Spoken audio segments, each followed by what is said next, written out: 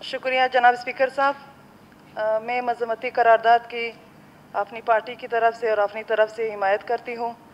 यकीनन सबसे पहले मैं शोधा मांगनी डैम को खारिज अकीदत पेश करती हूँ। और जनाब स्पीकर साहब, सुबह बलूचिस्तान में हर रोज़ धमाके लोगों का जीना हराम कर दिया है और तकरीबन 4-5 दिन पहले जो FC काफिले पे जो धमाका हुआ उसमें 4 सिक्योरिटी हलकार शहीद हुए।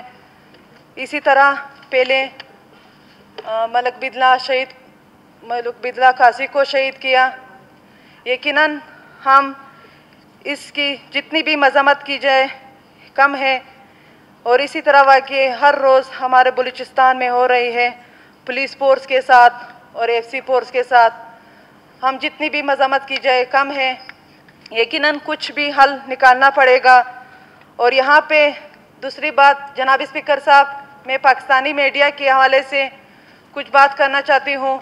यहाँ पे पाकिस्तानी मीडिया आज़ादी के हवाले से अवामी नेशनल पार्टी ने और तमाम आवाम ने जो इसके लिए हर फोरम पर जो आवाज़ उठाई, यकीनन अफसोस से कहना पड़ता है कि कराची में जो 14 अफराद एक घर की एक ख़ानदान की जनाजे और शोधा पड़ी हुई थी और ना किसी मीडिया वालों ने भी कवरेज नहीं दिया।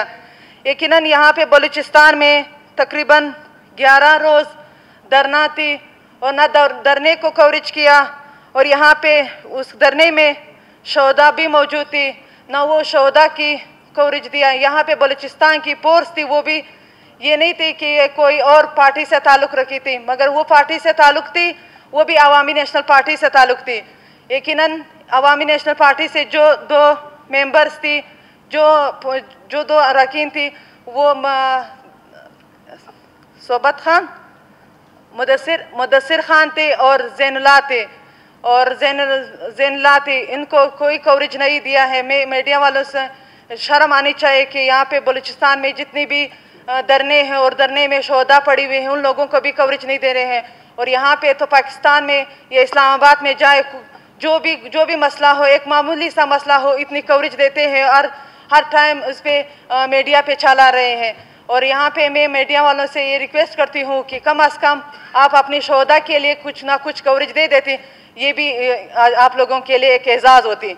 मैं आखिर में एक बार फिर मैं अपने शोधा के लिए उसके लिए और यहाँ पे जो FC काफिले पे जो 4 सिक्योरिटी शहीद हुए हैं, मैं उसको खारिज अकीदत पेश करती हूँ और उसके लाउकिन को अल्लाह सब्र दे।